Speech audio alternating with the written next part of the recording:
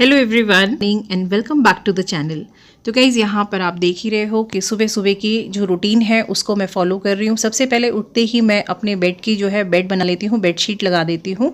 और क्योंकि गर्मी चल रही है बहुत ज़्यादा, तो ये हैंडलूम वाली बेडशीट्स हैं जो कॉटन टाइप ही होती है, गर्मी को सोखती नहीं है और आपको ठंडक का एहसास देती है। साथ ही आप लाइट कलर्स यूज़ करें, मैं तो green colour, light blue colour, white shades, of whites, इसी तरीके के बेडशीट्स लगाना प्रेफर करती हूँ। और जो मेरे रूम के कर्टन्स हैं वो भी मैंने जो है मॉव जो है शेड, पिंक शेड में ही रखे हुए हैं लाइट। और बस इस सब से ना आपको एक सूदिंग सा एटमॉस्फेयर मिलता है और धीरे धीरे जो है आपको गर्मी का कम एहसास होता है। बाहर तो टेम्परेचर बहुत ज़्यादा है, तो बस कुछ चीज़ों का ध्यान रख के हम कोशिश कर सकते हैं कि अंदर का टेम्परेचर मेंटेन करके रखें। तो यहाँ पर मैं अपने फ्लोर की क्लीनिंग कर रही हूँ और फ्लोर की क्लीनिंग के साथ साथ मैं फर्नीचर को भी हटा के जो है ना, जो हटाया जा सकता है, लाइक बेड तो हम रोज़ नहीं हटा सकते हैं, पर हर दूसरे दिन जो है मैं फर्नीचर जो भी मेरा है, जैसे ये ड्रेसिंग टेबल है, इसको हटा के साफ़ करती हूँ। जैसे कल परसों मैंने इसको हटा के साफ़ किया था, तो आज जो है फिर मैं देख रही हूँ यहाँ पे एक पुराना मास्क और एक हेयर क्लिप मुझे मिला है। तो बस जब आप इस तरीके से हटा के साफ़ करते हैं, ये ऐश्वर्या का अलमीरा है जिसमें वो अपनी बुक्स वगैरह रखती है। तो अमूमन मुझे इसके नीचे pen, pencil, sharpener, eraser, crayons, इस तरीके की चीज़ें, कोई पेपर के कटिंग्स, ये सब मुझे मिलता है, अधिकतर मिलता है, क्योंकि वो ये सब काम करते हैं और कोई कटिंग्स गिर गए तो इग्नोर कर देते हैं। तो ये डोर के पीछे जैसे साफ साफ सफाई कर रहे हैं उसी समय जाले वगैरह भी जो लगे हुए हैं इधर उधर, उनको मैं साफ़ कर देती हूँ। तो अधिकतर जाले नहीं रहते हैं, क्योंकि अगर आपने जाले को लगे रहने दिया तो वो बढ़ जाता है। अगर आप रोज़ जाले हटाते हैं तो वहाँ पर स्पाइडर्स अपने जाले बनाते भी नहीं हैं।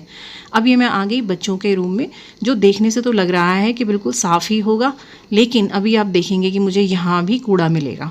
तो ये श्रेया की अलमीरा है जिसमें वो अपनी बुक्स रखती है, ये उसका स्टडी टेबल है और ये रूम का ओवरऑल लुक है जो मैं आपको दिखा रही हूँ। ये बेडशीट है और आपने देखी बेडशीट पूरी एम्ब्रॉयडर्ड है और ये उन्होंने अपने सुपर हीरोज़ और हीरोइंस के जो है वो लगा रखी हैं और उनको लगता है ना कि शायद ऐसे हमारे अंदर भी पावर आ जाए तो हम भी ऐसे ही कुछ फील करेंगे, तो समथिंग। तो यहाँ पे भी स्टडी टेबल हटा के मैंने उसका फिर वहाँ से पीछे से कूड़ा निकाला है। अभी इसके पीछे से कूड़ा नहीं निकला क्योंकि वो तो साफ़ था, लेकिन इसके नीचे से ज़रूर कुछ शीट्स निकली हैं और उसके बेड के नीचे से ये डस्ट और पेपर्स के कटिंग्स निकले हैं, ये आप देख सकते हैं। तो ये घर के अंदर अगर रूटीन में इस तरीके से हम सफाई करते रहते हैं तो हमें फेस्टिवल्स में डीप क्लीनिंग की ज़रूरत नहीं पड़ती और या फिर डीप क्लीनिंग में हमारा समय भी ज़्यादा बर्बाद नहीं होता। तो अब मैं पहुंच गई हूँ हॉल में और हॉल में भी मैं अपनी जो वॉल्स हैं, कॉर्नर्स हैं, कर्टन्स हैं, विंडोज़ हैं, इन सब को जो है, ग्रिल्स हैं, इनको साफ़ करती रहती हूँ। तो यहाँ पर बच्चों ने रात को जो है अपने लैपटॉप्स पे काम किया था और उनके चार्जर्स यहीं रह गए थे। ये टेबल्स के नीचे जो है कुछ टिश्यूज़ वगैरह थे रखे हुए, तो वो श्रेया ने यूज़ किए थे टिश्यूज़ वगैरह। यहाँ पर नेल पेंट लगाया था तो नेल पेंट हटाया था उसने, तो वहीं छोड़ गई वो। और कभी कभी ऐसे होता है बच्चे इग्नोर कर देते चीज़ों को, तो उनको समझाना बहुत ज़रूरी है कि कोई चीज़ अगर आपने यूज़ की है तो उसको कहाँ रखना है वापस। तो बस इस तरीके से अगर आप बच्चों को सिखाते हैं तो आपको फिर सामान यहाँ वहाँ से फैला हुआ नहीं मिलता और फिर आपका काम भी आधा हो जाता है ना। तो इस तरीके से मैं भी कोशिश करती हूँ कि बच्चों को ये चीज़ें अभी से सिखाई जाएं। प्लस डीप क्लीन करने के लिए आपको ज़्यादा टाइम ना लगे, उसके लिए ज़रूरी है कि आप रोज़ हर दूसरे दिन फर्नीचर के नीचे से इस तरीके से सामान हटा के, और जो जो सामान आप हटा सकते हैं बेसिकली उनको हटा के उनके नीचे से सफाई करते रहें। जैसे ये मैंने इसके नीचे जो है एक्सरसाइजिंग मशीन रखी हुई है, तो ये ऑलमोस्ट हर दूसरे दिन हटाई जाती है। फिर सोफ़े के नीचे से सफाई हो जाती है, टेबल के नीचे से सफाई हो जाती है। और समर्स में ना ये थोड़ा इसलिए भी आसान हो जाता है क्योंकि पहले मैं बेसिकली यहाँ पे कारपेट लगा के रखती हूँ विंटर्स में, तो अब समर्स में तो कारपेट हटा देती हूँ मैं लगभग होली से कुछ दिन पहले। क्योंकि क्या होता है ना, कई बार होली के दिन जो है बच्चे अंदर बाहर करते रहते तो कारपेट में कलर्स लग जाएंगे, तो वो फिर और मुश्किल हो जाएगी, उसको कैसे स्टेन्स निकालें। तो मेरे कारपेट्स जो है वो होली के आसपास निकल जाते हैं और फिर दिवाली से पहले लग जाते हैं। तो पूरा समर्स में मैं कारपेट नहीं लगाती, उससे फिर अंदर और गर्मी फील होती है। तो बस यहाँ पर मैंने हॉल में भी अपनी सफाई कर ली। ये डाइनिंग के नीचे से ये जो बॉटल आप देख रहे हैं निकली है, ये एक्चुअली जब राजेश और बच्चे पार्क जाते हैं तो पार्क में कुछ पौधे लगे हुए होते हैं ना, जैसे छोटे छोटे पौधे जो नए लगे हुए हैं, तो उनको ये लोग जो है 4 5 6 बॉटल्स इन्होंने ऐसे ही कोल्ड ड्रिंक्स की 2-2 लीटर की रखी हैं। और फिर तीनों पापा बेटियां जो हैं जाते हैं और मॉर्निंग में जो है वो उसको पानी दे के आते हैं। जैसे नॉर्मल डेज़ में तो राजेश ही जाते हैं अकेले, पर जैसे वीकेंड पे या वेकेशंस में फिर ये तीनों के तीनों जाते हैं और कभी 3-4 बॉटल्स जितना भी हो सकता है ले जाके पानी डालते हैं और फिर ये बॉटल्स हम लोग सेव करके रखते हैं। कई बार कहीं जाते हैं तो उस वक्त हमें अपना पानी कैरी करने के लिए भी ये सहूलियत हो जाती है। तो ये देखिए आपने एक बॉटल और निकल गया है यहाँ पे। और यहाँ पे कुछ स्टडी बुक्स दिख रही हैं आपको स्टूल के अंदर रखी हुई। तो ये कभी हमारा मन करे जैसे, तो फिर बैठे बैठे बोर हो रहे हो आप या कोई गेस्ट आपके घर में आया है तो उसको भी अगर बोर ना हो उस समय आप दे सकते हैं पढ़ने के लिए। झाड़ू मार रही हूँ, डस्टिंग कर रही हूँ, चीज़ों को सामान जगह पे रख रही हूँ और बस सुबह से पानी नहीं पिया है, बीच बीच में प्यास लग रही है तो पी रही हूँ। आप तो देख ही रहे हो, आप लोग भी अपने आप को हाइड्रेटेड रखो। और बस इतना करते करते ही प्यास लग रही है और बिल्कुल पसीना पसीना हो गई हूँ, तो पहले पानी पी लेती हूँ, बाकी पोछा उसके बाद मारूँ। यहाँ पर मैं मुंह लगाकर बॉटल से पानी पी रही हूँ, तो आप प्लीज़ ऐसा मत सोचिएगा कि ये किस तरीके से पी रही है, क्योंकि एक तो मुझे मुंह लगाए बिना पानी से मेरी प्यास नहीं बुझती और दूसरी बात यह है कि ये जो बॉटल है वो हमारे पर्सनल यूज़ के लिए है और कोई गेस्ट अगर हमारे घर में आते हैं तो उनके लिए हमने कांच की दूसरी बॉटल्स रखी हैं, या हर साल मैं कुछ नई फ्रेश बॉटल्स लेकर आती हूँ जिनको मैं आपके साथ शेयर करूँगी। यहाँ पे देख सकते हो कि मेरा मॉप जिस समय करती हूँ वो वाली बकेट भी बिल्कुल साफ़ सुथरी है। ये देखिएगा, बिल्कुल साफ़ सुथरी बकेट है अंदर बाहर से, और इसका ये वाला पोर्शन बहुत गंदा हो जाता है, जबकि ये मैंने आज ही साफ़ किया है। और अब यहाँ पे मॉपिंग हो रही है और मॉप करने की शुरुआत मैं हमेशा हॉल से ही करती हूँ, क्योंकि यहाँ से जब मैं इधर को आती हूँ तो दूसरे रूम्स की तरफ को, तो वॉशरूम वहीं पर है मेरा और पोछा भी मैं वहीं पे साफ़ करती हूँ। तो इस तरीके से पैर के आपके दाग धब्बे लगने की गुंजाइश कम हो जाती है और सफाई भी जल्दी जल्दी होती है, क्योंकि वहीं से लेके आना होता है। हाँ, एक चीज़ और कि मैं हर रोज़ जो है थोड़ा सा डिटर्जेंट, जो घड़ी जिसको हम यूज़ करते हैं, उसकी 1 चम्मच के आसपास जो है मैं अपने मॉप में वाले पानी में डाल देती हूँ और फिर उसी से साफ़ करती हूँ। तो क्या होता है ना कि ज़्यादा सोडा भी नहीं आपके फ़र्श पे लगता और उसके कारण जो है हल्के फुल्के जो धूल है, स्टेन्स हैं, वो सब निकल जाते हैं। ये जो मॉप आप देख रहे हैं ये बहुत हैंडी होता है। दिन में अगर आपको 10 बार भी लगाना पड़ जाए तो आपके शरीर पे ज़्यादा फ़र्क नहीं पड़ता, क्योंकि बेंड कम करना पड़ता है। तो अधिकतर जिस तरीके से हम देखते हैं कि हम सबको बैक में, बोन में प्रॉब्लम होती है, तो उस समय ये, जैसे मेरे हैंड में जो है टेनिस एल्बो का प्रॉब्लम है, तो मुझे भी वैसे जो है मूवमेंट कलाई की कम ही करनी चाहिए, लेकिन ये मेरे लिए बहुत हेल्पफुल है।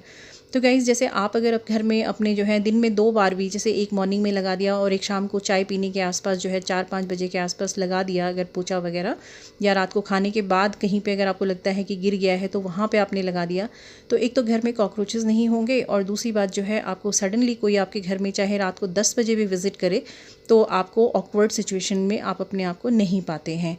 तो कुछ ऐसी आदतें होती हैं, ये उन्हीं आदतों में से शामिल है कि हम अपने घर में कूड़ा रेगुलरली डीक्लटर करते रहें, उसको इकट्ठा ना होने दें, या डस्टिंग करते वक्त या सफाई करते वक्त एक रूटीन को फॉलो करें। जैसे डेली रूटीन्स में झाड़ू पोछा हो गया आपका, उसके बाद आप 1 दिन 2 दिन के बाद में जो है अपने सामान की डस्टिंग भी करते रहें।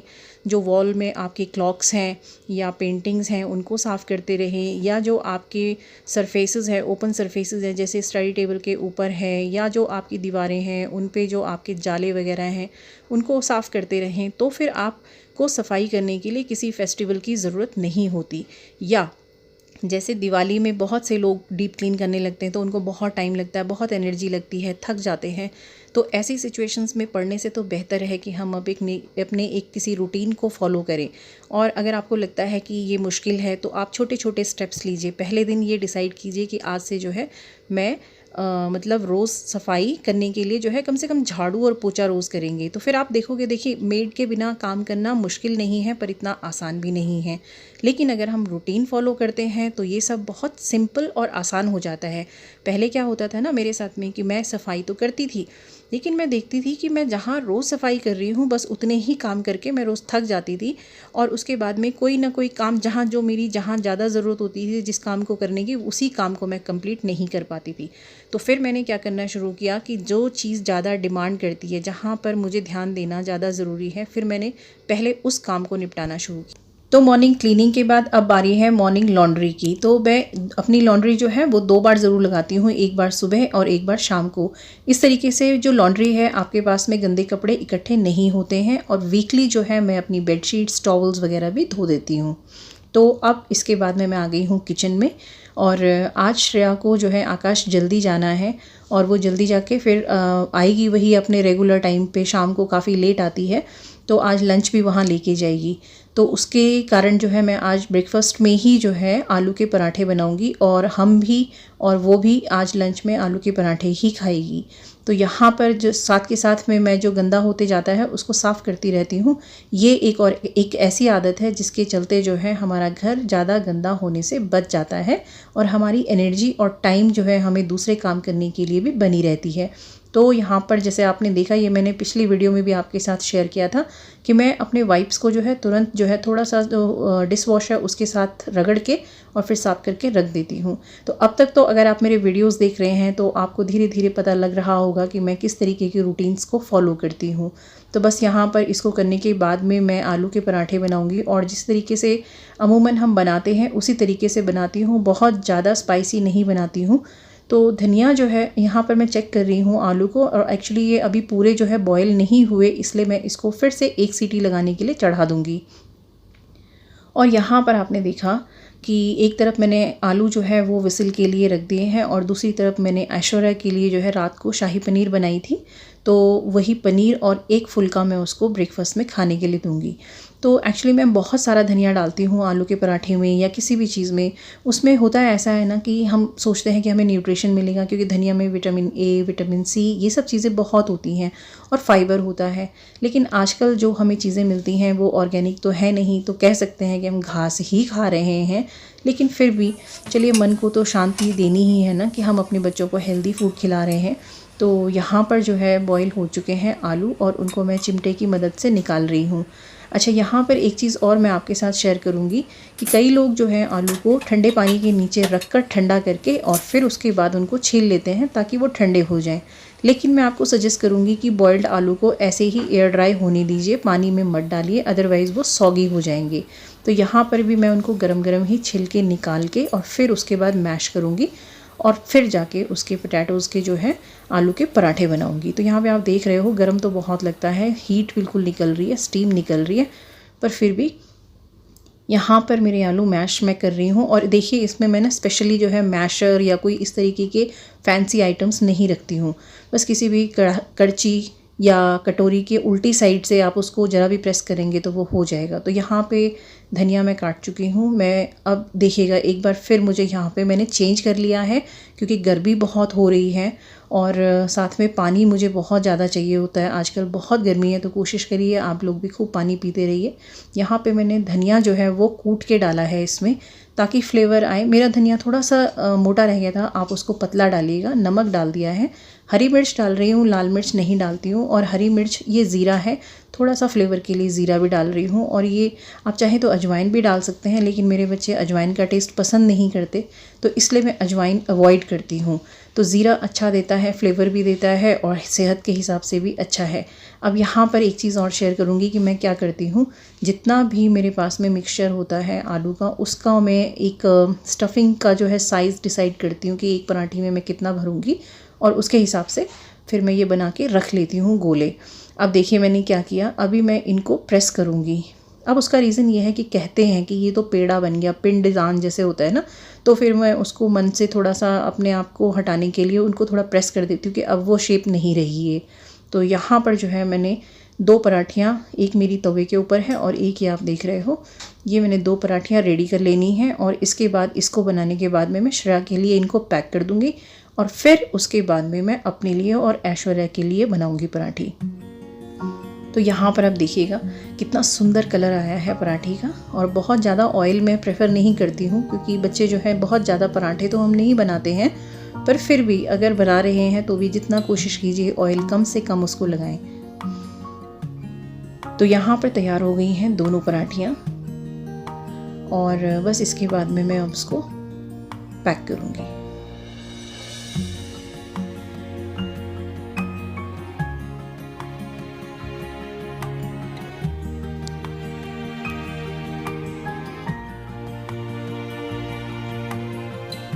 यहाँ पर शेयर करूँगी आपके साथ एक टिप कि देखिए ये मेरे पास में एक बॉक्स था और इसके अंदर मैंने फॉइल जो है किस तरीके से सेव करके रखा है।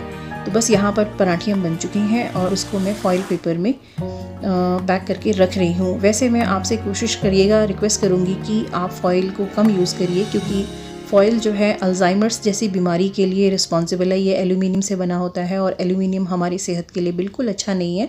पर क्या करें, अभी मेरे पास ये लेके रखा हुआ है तो मैं इसको फेंक भी नहीं सकती हूँ और कोई दूसरा यूज़ भी इसका मेरे दिमाग में अभी नहीं आ रहा है, तो मैं सोच रही हूँ इसको एक बार यूज़ कर लूँ। तो इसके बाद फिर मैं पैकिंग के लिए रैप्स ही मंगा लिया करूँगी। और अब मैंने शाम को कोई क्लिप शूट नहीं किया और ये हो गया है डिनर टाइम। और आज बच्चों की डिमांड पर मंगाए गए हैं पिज़्ज़ाज़। तो आज बच्चे चाहते थे कि रात को कुछ उनको बाहर से रेडीमेड खिलाया जाए, और क्योंकि लास्ट टाइम क्या था ना, श्रेया के बर्थडे के टाइम पे बाहर से खाने के कारण उसको टाइफाइड हो गया था। तो इस बार मैंने डिसाइड किया कि कुछ बेक्ड ही मंगाया जाए। तो फिर पिज़्ज़ा से बढ़िया क्या हो सकता था। तो गाइज़, उम्मीद करती हूँ कि आपको आज का वीडियो पसंद आया होगा, और अगर आज का वीडियो पसंद आया है तो इसको लाइक, शेयर एंड सब्सक्राइब करना बिल्कुल ना भूलें।